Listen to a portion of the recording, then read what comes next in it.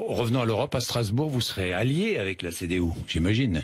Bien sûr, la CDU fait partie du PPE, c'est-à-dire de cette grande famille politique européenne. Vous êtes d'accord avec ce que propose la présidente de la CDU, j'imagine? Sur certains points, on est d'accord, sur d'autres points, on ne l'est pas. Vous savez, l'Europe, c'est un dialogue, et c'est un dialogue qui suppose que chacun puisse faire entendre sa voix. Moi, je suis très triste, au fond, quand la présidente de la CDU répond au président de la République, parce que ça montre que la France n'est plus crédible et n'est plus audible en Europe. Elle ne tient pas ses engagements européens depuis très longtemps. Elle est aujourd'hui le dernier pays d'Europe en matière de déficit budgétaire.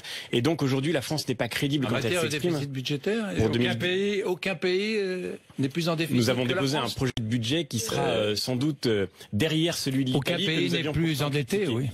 Et donc nous avons aujourd'hui... Aucun pays n'est plus endetté? Non, la France n'est pas le plus endetté des pays d'Europe. Mais ce que je disais à l'instant, c'est que quand la responsable de la CDU, la présidente de la CDU, Annegret Kramp-Karrenbauer, répond au président de la République en lui disant qu'il faut mutualiser le siège de la France à l'ONU, au Conseil de sécurité. Nous sommes contre quand elle dit que l'Europe n'est pas... C'est ce qu'a dit aussi le ministre des Affaires étrangères. Bien sûr, mais sur ce point, on est d'accord. Quand elle dit que elle veut une politique commune d'asile et d'immigration. Quand elle dit en revanche qu'on veut effectivement pouvoir harmoniser la manière, par exemple, dont les procédures d'asile sont déposées en Europe, non pas pour les harmoniser. Le président de la République ne nous a jamais dit qu'il fallait faire baisser l'immigration, c'est très important. Nous croyons qu'une politique migratoire efficace, c'est une politique qui nous permet de maîtriser les flux migratoires. Et il semble que ce ne soit pas tout à fait ce que Emmanuel Macron entend par la remise à plat de l'espace Schengen. Mais on aura tout le débat européen qui s'engage pour en discuter. Ce que je veux dire par là, c'est que la présidente de la CDU montre l'affaiblissement de la France dans le concert européen. Et c'est un véritable problème. Cela étant dit, quand elle dit que l'Europe n'est pas un super État qui devrait remplacer la souveraineté des États,